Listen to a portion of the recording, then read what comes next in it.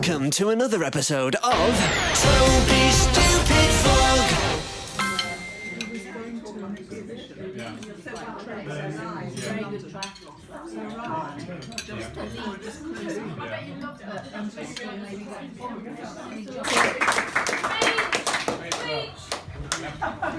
You have to tear up the script, mate.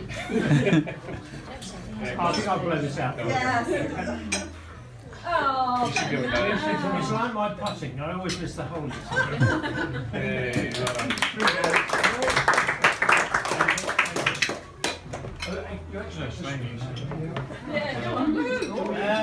Speech. Oh, should we? Yeah. We did. And we ended up at Great Hampton, and I think it's quite appropriate actually, because we have a sort of constitutional crisis at the moment, and Sir John Hampden was the guy who defied Charles I. He wouldn't pay his ship tax, and which was an archaic old tax which was usually foisted on those people who lived on the coast. But Charles decided he's going to on everybody. And Sir John Hampden decided he wasn't going to pay, and several others joined with him and said, I'm not going to pay. And anyway, Charles then tried to arrest him. He came into the Houses of Parliament and he tried to arrest John Hampden and four others and failed, actually, but it was a little fiddly about after that. But it sort of winds down to the fact that when the Queen comes into own Parliament, she can't walk into the Parliament without the door being slammed in her face. And then along comes Black Rod and goes boom, boom, boom, and the door opens and she's allowed into the Parliament. And I've cut the story ever so short, but that's what it was. And Hampton House is in that little village. It's a very quiet, beautiful village right up the top, and you'd never think that it's a sort of centre. You'd think there'd be crowds of people, because it's a sort of a centre for constitutional matters, that there were people there, you know, think, well, where is it? Where is this Hampton House? Where is it? You know, all that sort of stuff. Anyway, it's a lovely, quiet place. And we went into the pub. I said, well, we can get a meal in here. And of course, on the door was snacks only. Just unfortunate, because the two chefs, apparently there are two chefs.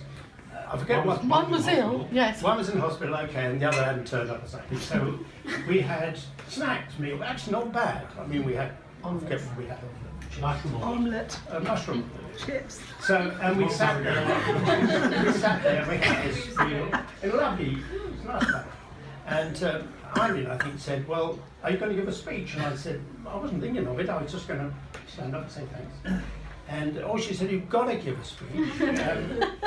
You do talks all the time, which I do.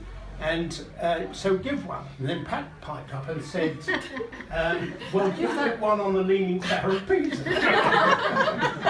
So I said, okay. And I'm going to get an extra on the Leaning Tower of Pisa. Right. Oh, wow. Happy birthday to you. Happy birthday, dear Brian. To you. Ready? I'm now going to see your first test. I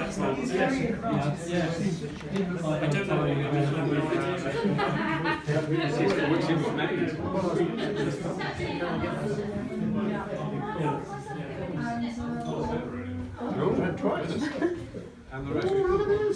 Irene, how weak do you want it? Just a bit.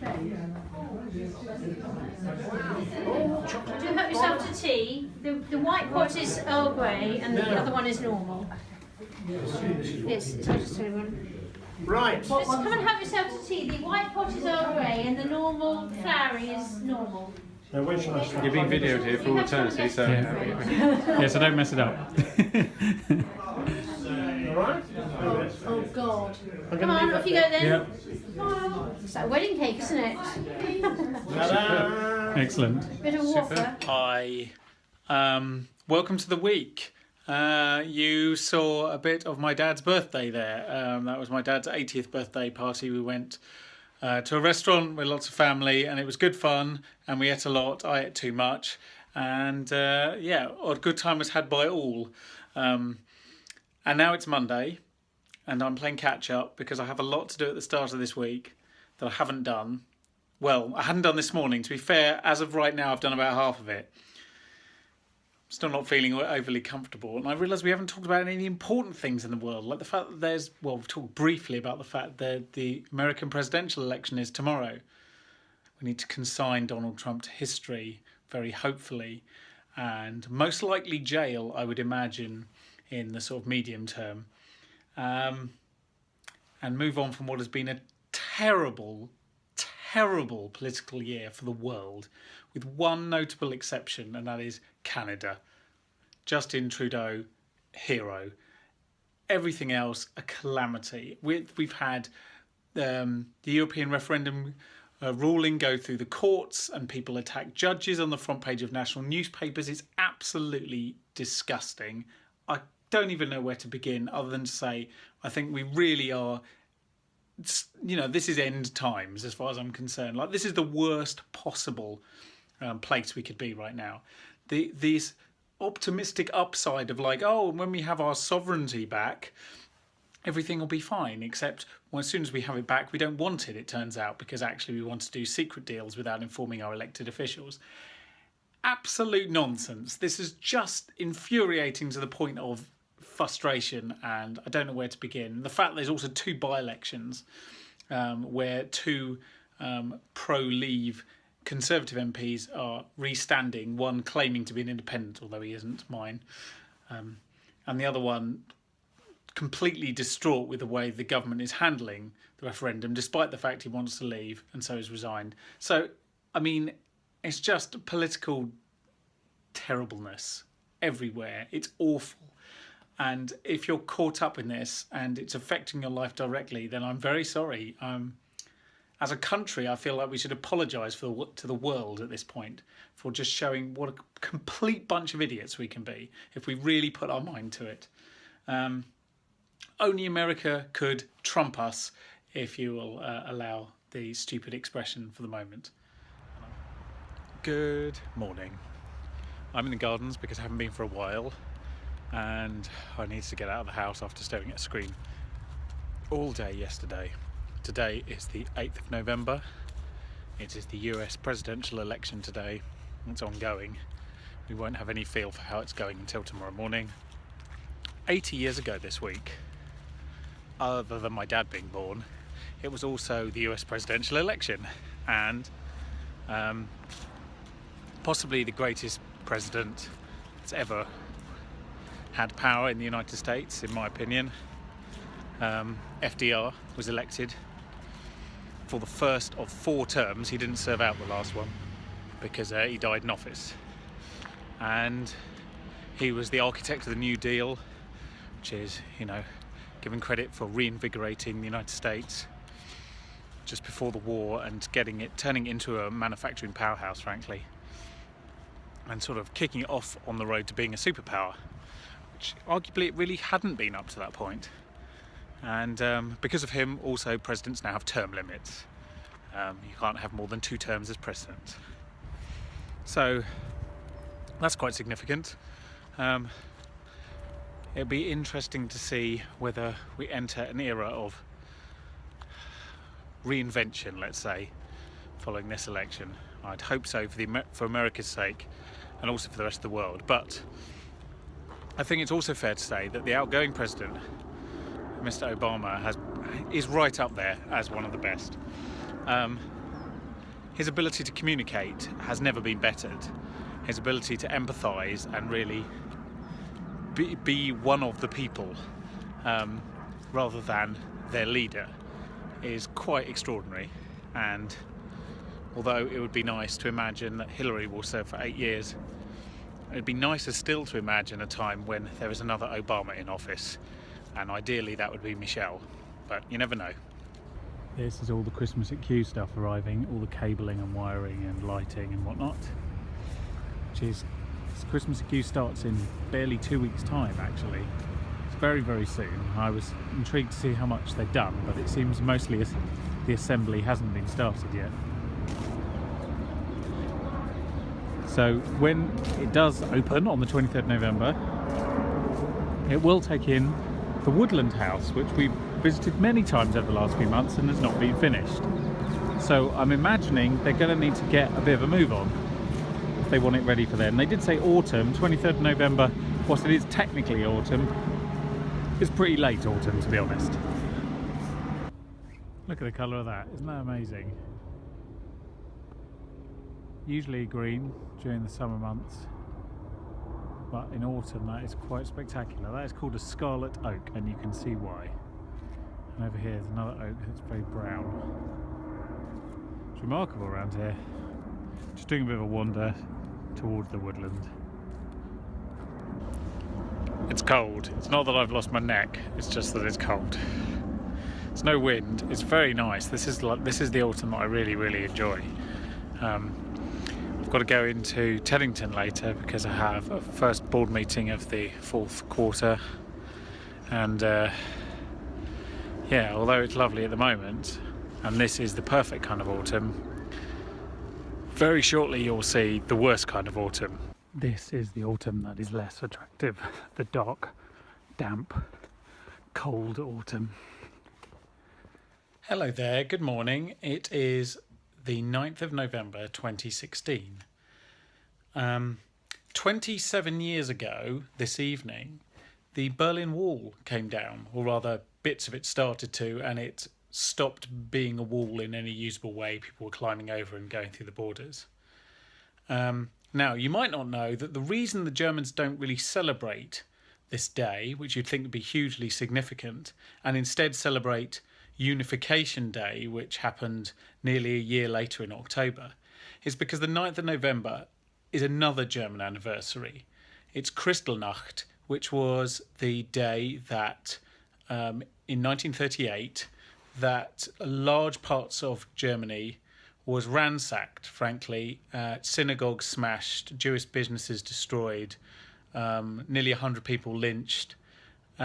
It's a very sad moment, and pretty much the sort of turning point, as it were, when Hitler went from being a terrible idea to a terrible reality.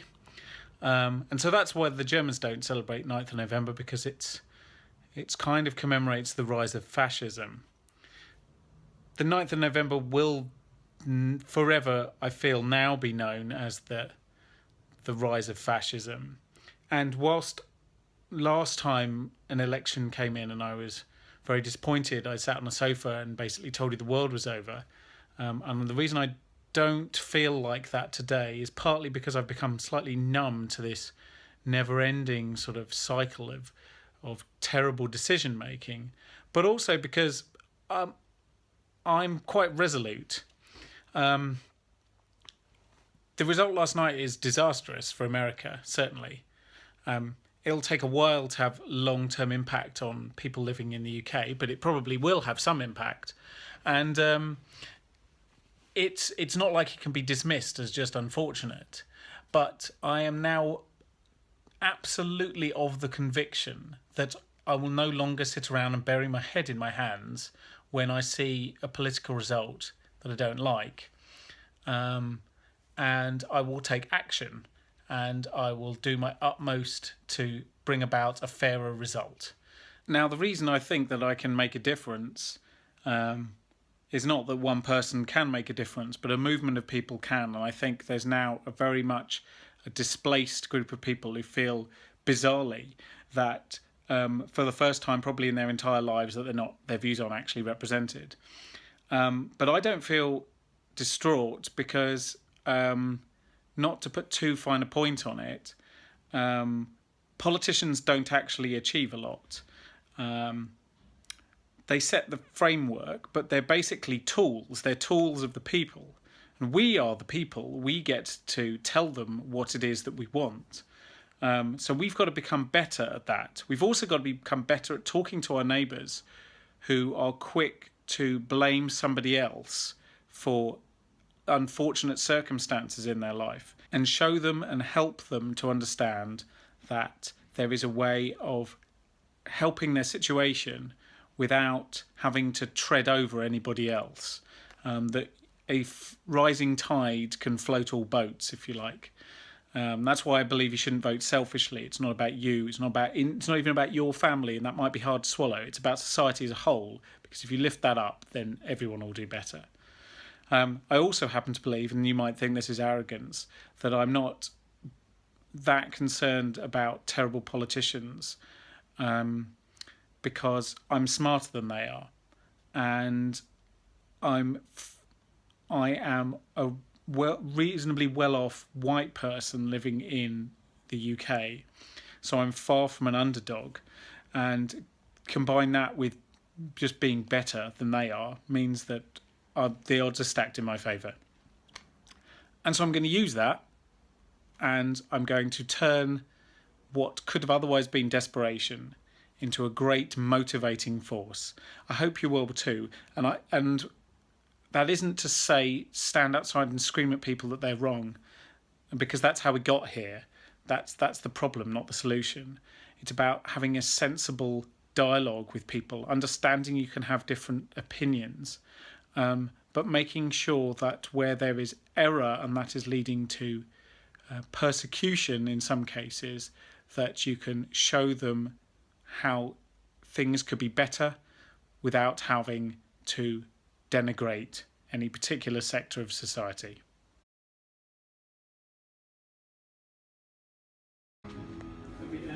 Right, swimming man, are you ready? A little bit now. You're being filmed. Yeah, you are. You can do a silly dance if you want. I'm full over.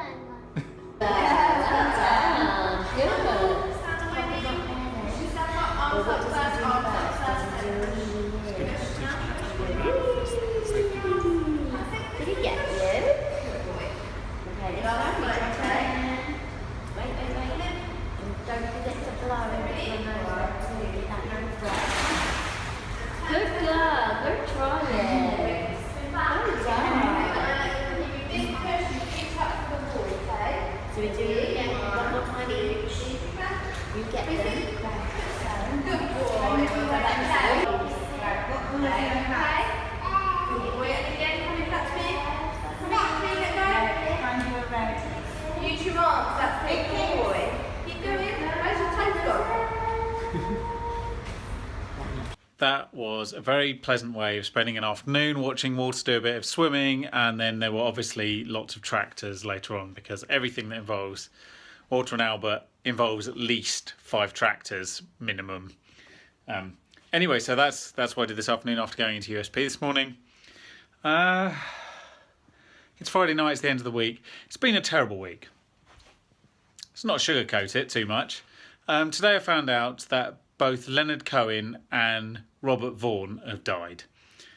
So, and that on top of the fact that Democracy and Hope took a damn good kicking on Wednesday. So it's very hard to be, but I'll just reiterate what I said earlier, because I think it's really important. When it's like this and the world seems like it's falling apart, and you feel like you haven't got any control over it, you have to take some control. I would implore you to do something positive. Give to charity, do some work for a charity, volunteer, find an NGO or something that does some good in the world, that helps refugees or groups that are, not properly represented or oppressed, or join a political party or a movement or something. Take back some damn control. Because otherwise the people who will take control are the people with the least knowledge and the most hate. And you shouldn't let that happen. So go out there and do something positive. Next week will feel a lot better, I promise you. And I hope you'll join me then. Toby Stupid Fun.